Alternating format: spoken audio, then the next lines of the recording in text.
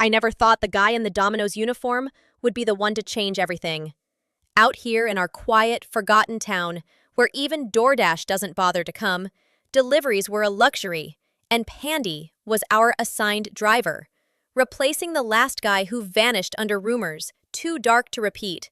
Everyone had something to say about Pandy, from creepy glares to unwanted attention, but I sensed something was different. I started tracking him, curious more than suspicious at first. Every night, I'd drive behind his car, ducking low when I passed. I noticed a pattern. He lingered only at homes with tired eyes and bruised cheeks, moms who smiled too tightly, who apologized for everything. I'd catch whispers from open doors. You need to report it. The money's inside. Keep a record. None of it made sense. Until the night I saw Yasmin's mom fall. No, get pushed down the stairs. Her dad, cold and smirking, locked us inside. You didn't see anything, he sneered. But then the doorbell rang. Pandy, calm, insistent. He pushed inside, saw the wreckage, and somehow knew what was happening. I asked him for a ride home, trembling with fear, and he played a recording from a hidden mic he'd left in the pizza box. He had proof, but not enough to protect Yasmin's mom from the lies she'd learned to repeat. That night, when I told my parents, they didn't believe me. They only saw the man in the uniform, not the predator in our own home. My dad was more outraged that I'd been alone with Pandy than about what I was trying to tell them. But I couldn't let it go. I started leaving warnings in mailboxes, scribbled notes to women who didn't know anyone was watching out for them. I documented everything. My dad found my journal and nearly exploded. He wanted me silent. And when Pandy's car got trashed, vandalized and slandered, it was clear someone wanted him gone. He kept delivering anyway, sometimes in borrowed cars, harder to trace. He gave me a burner phone for emergencies, but when my mom found it, she accused me of having an affair. They tightened their grip, installed tracking apps, turned our house into a cage. Then something amazing happened. The women began to talk, silent glances at church, secret nods, coded touches. They were planning. And Yasmin's mom had video evidence, hours of it. My mom, once paralyzed by fear, found her courage too. Slowly, quietly, she started helping, leaving computers unlocked, slipping me money, pretending not to notice. Pandy delivered more than pizza now. Tiny cameras, safety plans, silent hope. But we got careless. Mr. Frank locked us in his basement when he overheard us, called the others. But Pandy saved us again, pretending to crash into Frank's car, to draw him away. We escaped through a tiny window. And an hour later, we watched from the weeds as 7 angry men surrounded Pandy at an abandoned gas station, bats and rage in hand.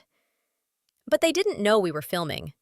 One by one, we rose with phones high, our mothers, our allies. One woman had gathered every ignored police report. Another had video called from a safe house. The convoy left that night. 7 cars, 7 families, 1 future. They screamed about custody and control, but the law was finally listening. The prosecutor 3 towns over took everything we had. Photos, bruises, recordings. My dad tried to burn it all, but we'd backed it up in the cloud. They wanted a war, so we gave them one. We built new lives, small apartments filled with light, not secrets. Custody battles came next. The men thought court would protect them, but our lawyer Catherine had lived through her own hell and knew how to fight. We stood before a sharp-eyed judge with our boxes of evidence. And when Mr. Frank painted himself a victim, we showed the truth. The courtroom fell silent. "They're not fighting for their children," Catherine said. "They're fighting for control." The judge saw it. Temporary custody to us, visitation only after anger management. The men exploded, but we had space now. Then came the real victory, a state investigation. They documented their crimes while trying to document ours. Charges followed: conspiracy, intimidation, harassment. Their alliance crumbled under pressure, blaming each other to save themselves. And as they spiraled, we healed. The kids started therapy, the moms went back to school, started businesses, smiled without flinching. I wrote, Yasmin dreamed of becoming a counselor. We met every week, no longer to strategize but to celebrate. I just delivered food, Pandy always said. But he had delivered hope. And when the arrest came, when the trials began, we stood strong. The world didn't care much, just a quick news clip, but we knew what it meant. We had freed ourselves. When the final custody ruling came, full custody to the mothers, I was picking out ice cream. My mom had texted, "We're celebrating, it's Tuesday." That's what victory looked like: popcorn, pizza, safety. And as I headed to Yasmin's, Pandy was already on his way to help another family. Because somewhere, another woman was ready to hear about her options. And this story, our story, was just the first ripple.